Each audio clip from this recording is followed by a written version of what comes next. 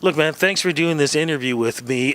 You've been in Toronto for a little bit, man. You're also here for CMW, Canadian Music Week 2017. How was that for you? It was great. It was awesome. Second time playing at the Drake Hotel. We were part of this really cool lineup. Yeah, it was a good show. Good people showed up. It was fun times. You know, it's always good having an artist like you here. Canadiana, multicultural, you got the whole bit going on. And that's why I want to talk about the new album, new music, and also about your career.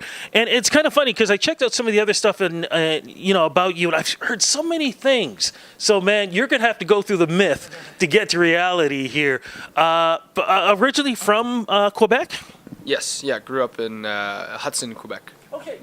Were you interested in music? Because the things I've heard, it was kind of like, yeah, I don't know, maybe, and then you kind of just sort of went, all right, I'm going to do this. Yeah, I think music's always been part of my life as a listener. I picked up the guitar at around 17, 18, and I just started playing for fun, really. And it was around 24 that I collected, maybe a dozen or so songs that I'd written. And I had that loose dream of being, a musician and so on, like most people who started playing guitar and singing and playing in bars and stuff like that. But I never took it seriously until I decided, one year I'm going to come home. I was abroad, and I said, I'm going to come home, I'm going to record a record. It ended up being my first record, Old Man.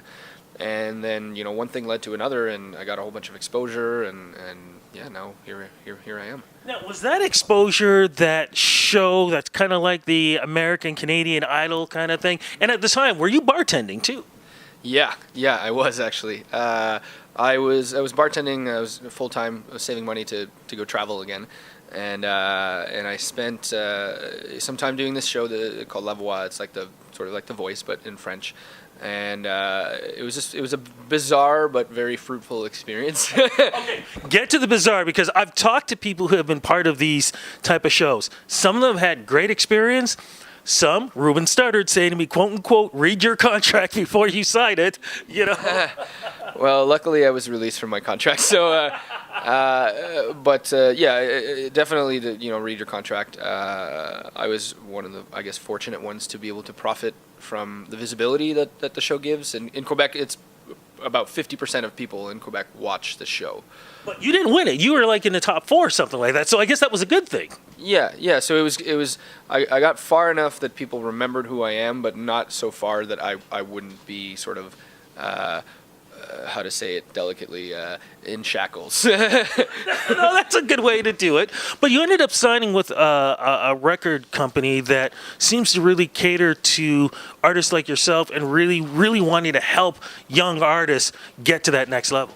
Yeah, definitely. So I signed with Audiogram, based out of Montreal, and they're amazing. I mean, I wanted to work with them because they're the type of label who sort of give full artistic freedom.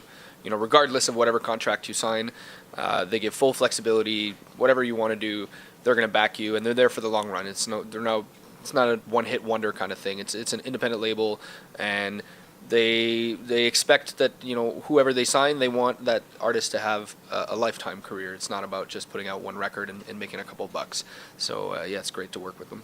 Was there a choice for you? Were you trying to figure out if you wanted to record in English, French, both? I know with this album, it's both. But was there a particular choice that you would have rather had? No, I think it's interesting because initially my plan was to make a double album with 10 songs in French, 10 songs in English, to sort of really cater to that concept of the two solitudes, which the record is based off of. And in the end, it was actually the label, who's predominantly French, but has a handful of English artists. It was actually them who suggested, don't try to write, as many songs as you can in each. Just write songs, whatever it comes out. If it comes out in French, it's going to be French. If it comes out in English, it comes out in English. And as it turns out, I'm, better versed in English generally. I have a better vocabulary and so on, and things come to me more naturally in English. So the majority of the songs are in English, but I still want to write in French. I think it's super important. And on this record in particular, I felt like it was important to include the two languages on one single work. It kind of it solidifies my values as a French and English Quebecer, Canadian, whatever you want to label it. And then for future projects, I guess we'll see. I might keep it separate, but I still want to continue doing a bit of both.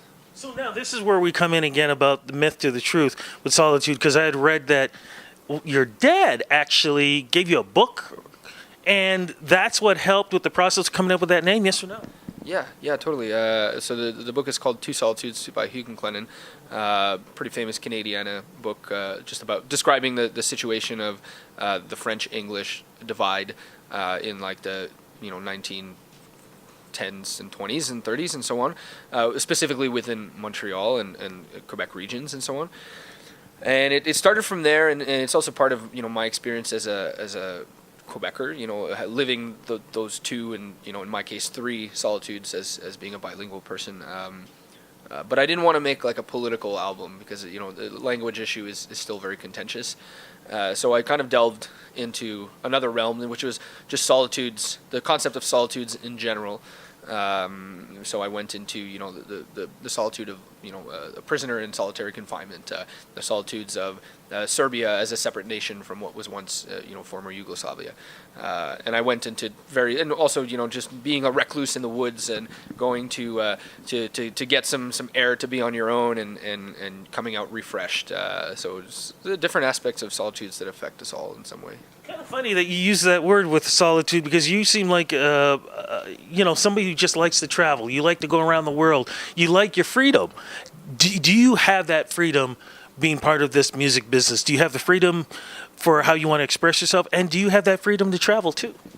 Yeah, I mean, I have the freedom to express myself because I'm surrounded by people who support what I say and are a part of what I'm saying.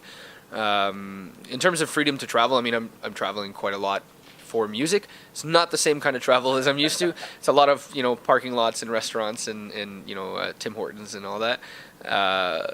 So it's a different kind of travel. I guess the restriction is the same that you would have for any other job.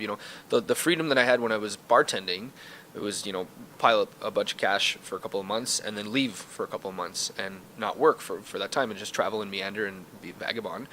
Now it's a little more complicated because I have responsibilities. There's a team. We have musicians. People depend on the project in some way or other.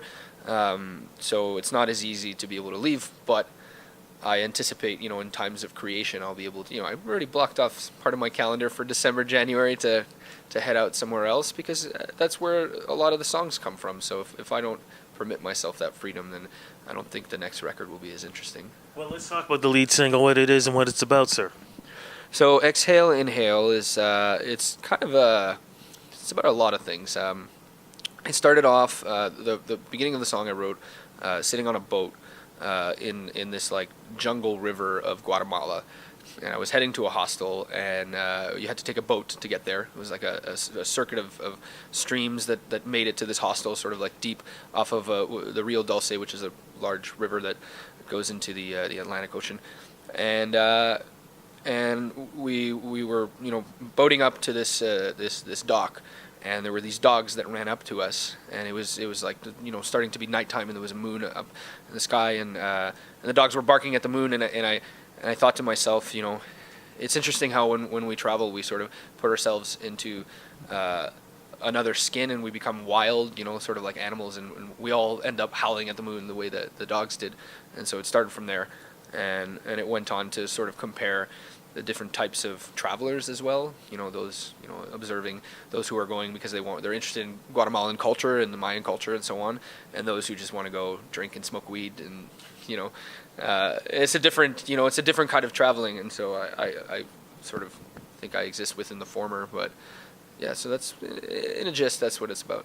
Does the rest of the album is stories like that, or is it sort of like just picking the best of the best for you on this one? No, every tune. I mean, I just gave you the most. I could have done like an hour speech on that one tune. There's like a whole other part that's based on like a Buddhist meditation sayings and so on. So it goes into a lot of different directions. And most tunes, I spent probably an unhealthy amount of time thinking about what goes where and why. There has to be a reason why you say something. To put a song on a CD to just say like, hey baby, I love you. It's been done. We get it. Like, find a different way of saying it at least. And so that's kind of the objective for every song. What's the objective this summer though? Festivals, concerts, and stuff like that for us to get to see it up on stage. Yeah, a handful this summer. We've got a pretty sizable tour in Quebec because most of the attention comes from there. We've got a couple of festivals, not that many. The farthest out west we're going is Vancouver Folk Fest, which will be super cool. The Montreal Jazz Fest. Still looking into possibly one in Toronto to be confirmed. Jazz Festival. I know it's a jazz festival. Well, the Jazz Festival in Montreal we're doing. Maybe here would be great. That's what I'm talking about. Yeah. But actually, our strategy was because we're still doing a lot of like theater venues, and up until like April next year, we still have shows. So the idea is that we're going to be doing conquering the festival world next year. This year, maybe just a few to get us on the map in the English world, and then next year something a little more sizable, I guess. Okay, look, it wouldn't be fair because I had you speaking English throughout this whole time. Anything you want to say in French to Quebec fans? I don't know. Je vous aime beaucoup. I love you guys. That's good by me, man. Social media, website, Twitter, where do we go to follow you with all this stuff? So Facebook, Instagram. I tweet sometimes, seldom, but I'm there sometimes. It's all on Matt Holubowski, mattholubowski.com. Yeah. All right. Thanks, man. Thanks so much for the interview, and thanks for the great music, man. Thank you so much. Thank you.